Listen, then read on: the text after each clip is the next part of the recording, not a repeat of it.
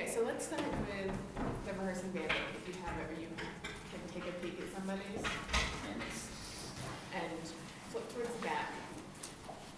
What do you notice about, these, the lists that are in the back of the book? Many of them are pretty similar. They share a lot of the same pieces, although some people rate them at different grades. Yeah. Chris? Oh, I was gonna say, I mean, they're similar like composers. Right. If there's not a piece from, it's another piece from that composer. Right. Anything else? They don't go any lower than like high school level. Right, I mean, at least in this book particularly, Yeah. they don't go any lower than high school level. So a lot of these pieces are the standard pieces that if you're doing high school, you're going to be pulling from, or you want your students to be able to be aware of and to recognize them. So when you looked through this list, how many pieces did you recognize? How many pieces had you played? Throw a ballpark number out there. Okay. Over that. Yeah. Less than that. Okay.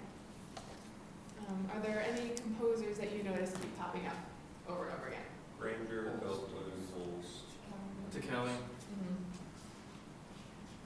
Chris Kenny, Stravinsky, Benson. yeah. Vaughan Williams.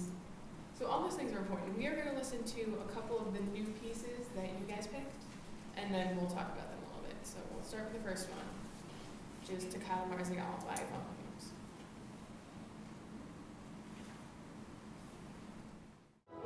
So we're about halfway through. Chris, this was your piece. What did you notice about it? I did like, okay, so I think it was when I first saw it on the list, it was like a grade 4. Mhm. And so grade 4 is like, it's high school still, right? But it's kind of like beginner high school, right? Mhm. Or like lower level high school. Or it can be even, depending on what area you're in, it can be a more advanced high Yeah, school see, too. 'cause I felt like that was kind of, it seems hard that I wouldn't give it to like a lower level high school. I just felt like there was a lot going on. There's a lot of different parts. Each like section kind of has like their own feature, and it seemed like there's a lot of technical stuff that they would have to work on. Right. I don't know. Okay. What are the rest of your thoughts on this piece? Is this piece new for anybody else? Okay. Could you say the title one more time? Toccata Marziale. Okay, I thought it'd be cool if your group is pretty proficient in marches. This is kind of a cool diversion away from that they can still use, because it is really high energy and everything's kind of like a march would be. Right. But this is a little bit more interesting than some of the march they might not like as much. Did you have your hand up? Did you have your hand up, Matt? Okay. Jeffrey? You had your hand up, right? For what? You've never played it? No. So what are your thoughts on it? My thoughts on it? Yeah. Pretty much, I mean, just echoing what's already been said. Definitely seems like, I was kind of surprised to see this at grade 4. It seemed a little like intricate, for, like kind of what else we see. But then at the same time, I mean, I got only halfway through. It kind of seemed kind of one dynamic level so far. Okay. So I don't know. I would assume like once we got to like the like further on the piece, we get some dynamic contrast. I would hope. But technically, it seems a little more difficult musically. It's probably lower down. Okay. All right, we'll listen to one more. We're going to listen to the Persichetti Symphony for Band. And not the whole thing, because it's 16 minutes. Okay, Jeff, was this yours or was it Alex? Okay, so what were your thoughts on it, Alex? Well, I mean, the piece as a whole, like with this little snippet, you really get that like beginning section, but like it's really like crafty and like how it like transitions technically between every instrument, and so it like gives these like little technical motifs from every instrument, and gives like each section an opportunity to focus on that, but it passes around really seamlessly. It seems like plus there's a lot of really cool pressure in it. So. Let's go with that. What did the rest of us hear? I heard lots of swells on me in the beginning. I don't know what the rest of the piece sounds like, but I feel like that'd be this is listed in like grade 5 for the most part. So I think an advanced band it really tests how well they can swell like that as a group. I mean, Alex mentioned percussion. So one of the things we want to do in our program is we need to make sure that we don't forget about each section, and percussion is typically the section that gets forgotten about. I think they So- have fun with this piece too. Right, you give them, that one piece that they get to go crazy, and they all have something to do, or they all have 3 things to do, and, we can keep everybody wiggled in. Other thoughts, Sean? I think even though it is a really pretty difficult piece, if you have an advanced band and they've been practicing it for a while and they listen to it, they'd be really excited about it, so they'd be motivated to rehearse it since Right. it's very likable. Okay, so how do you actually go about picking your program? Throw out some ideas. Jay? We need to have like a contrast between your pieces, and I think maybe you would kind of want to think about a mood you're wanting to create with the evening. So you're typically going to start with some sort of, typically something that's kind of short, not necessarily a little easier listening, perhaps typically a march or something that's kind of loud, powerful, kind of kicks the evening off, and then then you can break into something that you can do a lyrical piece, you could do some kind of symphony movement work or something in the middle, and then kind of finish it then with something. You could go either way. You could finish it with something really slow and mysterious, kind of depending on the mood that you were gonna create with the evening, or go with the bang or something. So it kind of depends on what you want to do with the evening. Okay, Rob? I think for the first concert, I would program on the easier end of the spectrum so that I can hear, for a beginning band and for the advanced band, not just a grade 4 and then a grade 2 for the other. And so I can assess what it is that they're struggling the most with and how I'm going to be able to make them accomplish more with the easier rep, and then for the next concert definitely work it up so that we can do more fun stuff like something like this. Okay. Chris, were you going to say something? The book had it, book said think of it as dinner. Right. That's great. Right, so if you think about, go ahead, Alex. I was gonna say, I think a lot of it just depends too, where you are geographically, what kind of program you have, maturity level the parents are, as well as the students. Because in certain areas, you might be able to get away with a theme concert, When Dreams May Come, and you have all these fantasy-esque pieces, or maybe you have a concert where you have 2 big symphonies, and everyone's okay with that. Right, so that's one of the things to keep in mind is where you are in your audience and the parent expectations. Go ahead. Yeah, in choir, every concert's usually themed. And I haven't been to many band concerts, but I can imagine it may be tough to kind of find a theme, because when I was reading about the dinner, they had a lot of different contrasting ideas between each piece. So I think it'd be interesting to be able to find a theme between all the pieces that you program.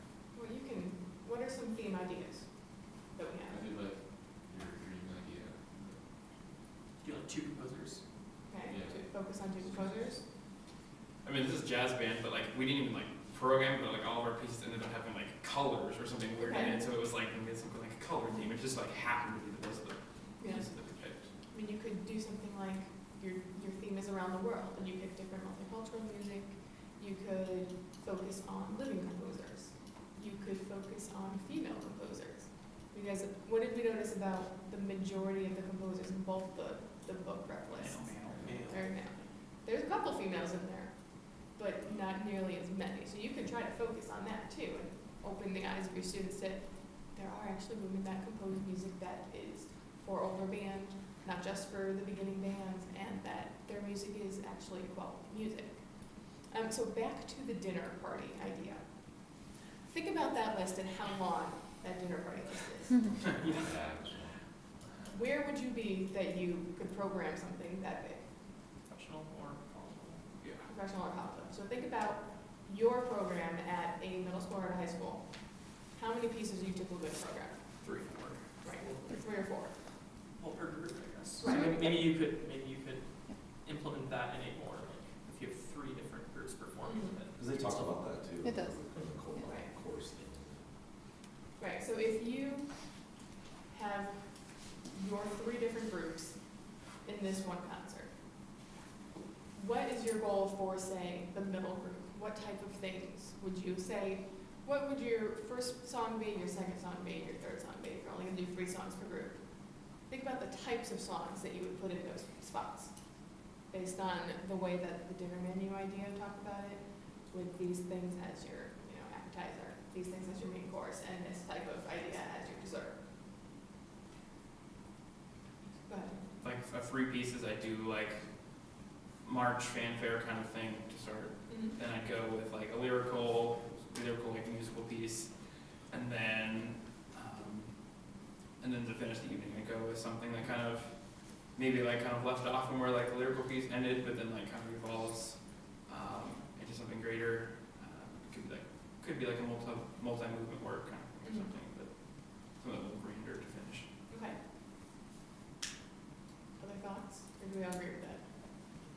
I would do something like, something maybe they haven't been exposed to first, that's a little on the, just on the slightly easier side or more comfortable side. Mm-hmm. And then for the second piece, maybe give them something that's a grade level above what maybe they've been playing. Mm-hmm. And has like that being like the beef of the program. Yeah. And the last one being maybe like a arrangement of a movie score or something. So think about the last piece of your program. What do you want the audience to leave with? Or what does the audience expect to leave with? I want to be like excited. Okay, excited? A wow piece. Mm-hmm. A wow piece. Do you want to program your last piece for each group to be a piece that might be slightly outside of tonality? Okay, why not? Because that's what they're left with, is not really knowing what they listen to. Not really knowing, or depending on who the audience members are, they may not like it. And you do have to keep the parents in mind, because they're sitting there, if you're at a middle school, and the choir, the orchestra, and the band have all performed, and the band parents are typically at the end, and they've been sitting through everything, you want them to be able to leave happy, since they've been sitting there for 2 hours just to hear their kid play, right? Okay.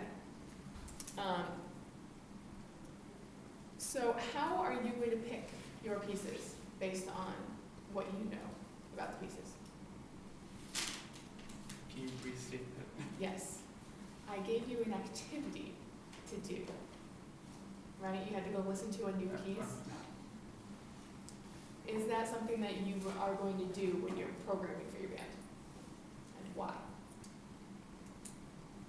Expanding your library first off, and if you're a program that you use there, and depending on what they have in their file cabinet, like, you would build on that and try to build a program. Yeah. Well, like, I mean, a lot of this, like, literature is, like, well established, but, like, there's always new stuff coming out, and it's important to, like, expose ourselves to, like, some of the newer literature, newer composers that are, like, on the, like, up and up, and make sure to listen to that.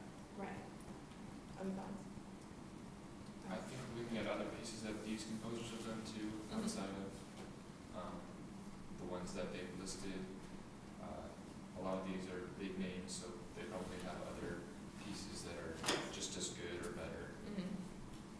Well, and you have to listen to the pieces, like, you know, at the beginning of the year, it'll be a little tough with each ensemble, but as you, like, get to know the ensemble, you'll listen to a piece and, like, you have a good idea of, like, there's no way that, like, we're gonna be able to, you know, put this together in 3 months, or, like, they're gonna sight read this perfectly, like, you know, we gotta, like, find, like, a balance of something that's gonna push them. Right. And earlier somebody mentioned transcriptions, or like symphonic works, right? What do you think some of the pitfalls of that might be for your ensemble? I have an example for you to listen to, which will. They could maybe not be the best transcriptions, and so there's Right. difficulties in the transcription from like a violin part to a clarinet part that the composer or the arranger didn't think about. Like breathing. Like breathing. What's that? So I'm going to play you the beginning of the Jupiter transcription. And I just want you to think about what Sean just said and what your clarinet and flute player is going to do to you if you give this to them. Like, we're going to play this in a couple weeks. We're just preparing. We're working. Fusion energy has more total drive. Horrible transcription. Or it's just a YouTube ad. Oh.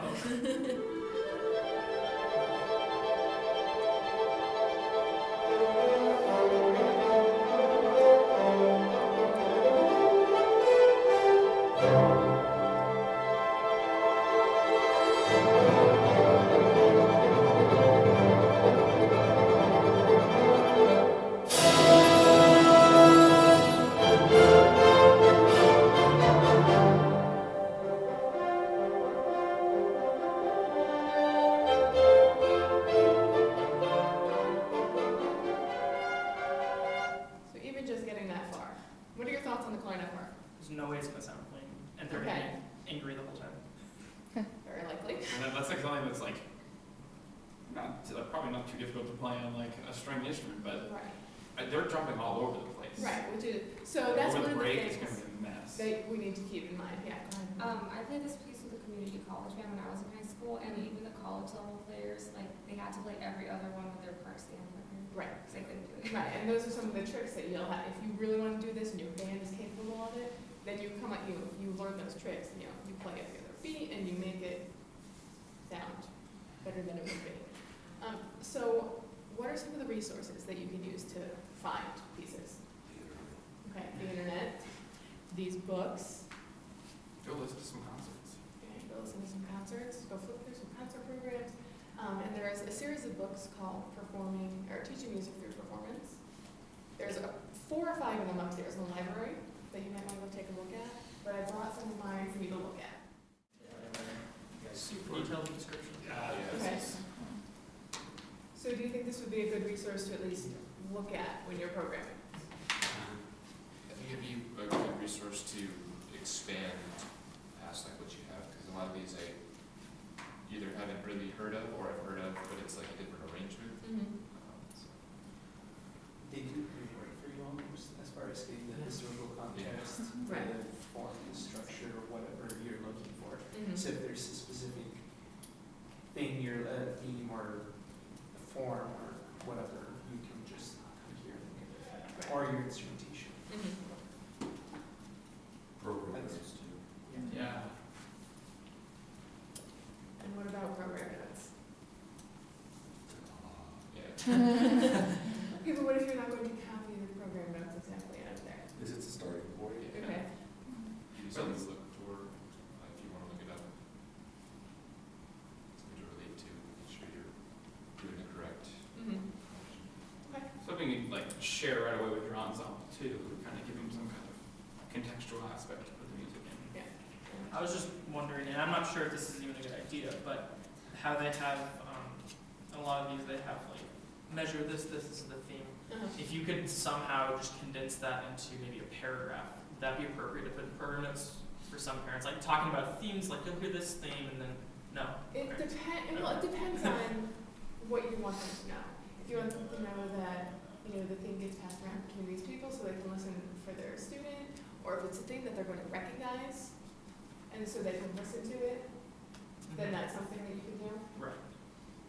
The big thing that I use that for is when I'm doing score study and I write in who's got the theme at the top of my page. So I know we can look around and we can, tell our students, this is who's got the melody at this spot. And then they know where to listen when they're working on it. Anything else? I think it's cool how they have, like a listening list of people that, I guess it's composers that write closely to that style or that are similar and related, so I think that's helpful and cool. Okay. I think volumes 1 through 4 for band are upstairs in the library. And the March book might be upstairs too.